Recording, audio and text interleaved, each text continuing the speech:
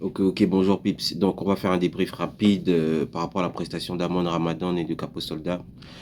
Et voilà, donc on va rappeler les critères qui nous ont été imposés pour pouvoir départager les deux protagonistes. Il s'agit entre autres de l'écriture et de la punchline qui compte pour 50%, le flow et la technique pour 30% et la performance pour 20%. Voilà. Donc, en ce qui concerne l'écriture et la punchline, d'entrée de jeu, j'ai opté pour une parité de 25-25%. Parce qu'en effet, on a retrouvé, comme à l'accoutumée, la profondeur dans l'écriture de Amon Ramadan. J'ai d'ailleurs dû le réécouter 2 ou 3 fois pour pouvoir ressortir la quintessence de ce qu'il voulait dire. Mais en face, on a eu quand même un capot soldat avec la subtilité dans les jeux de mots, des expressions imagées, donc c'est non négligeable aussi. Là, sur le coup, je vais donner une parité de 25-25%. En ce qui concerne le flow et la technique, je vais peut-être encore faire des frustrations, mais tout le monde connaît le flow atypique de Amon Ramadan.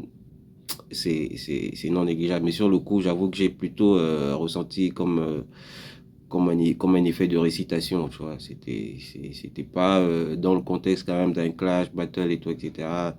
J'ai plutôt ressenti ça comme une récitation qu'autre chose. C'est pas. Donc là, sur le coup, en fait, j'ai pas trop accroché le flow. Mais c'est.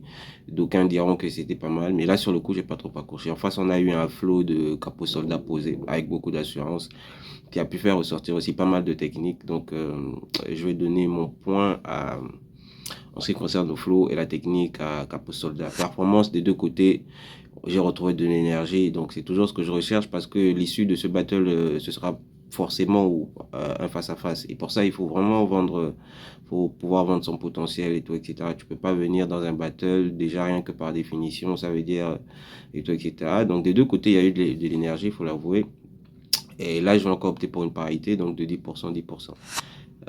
Voilà, et si on comptabilise tout ça, je pense que c'est Capo Soldat qui remporte sur le coup. Donc voilà, chapeau.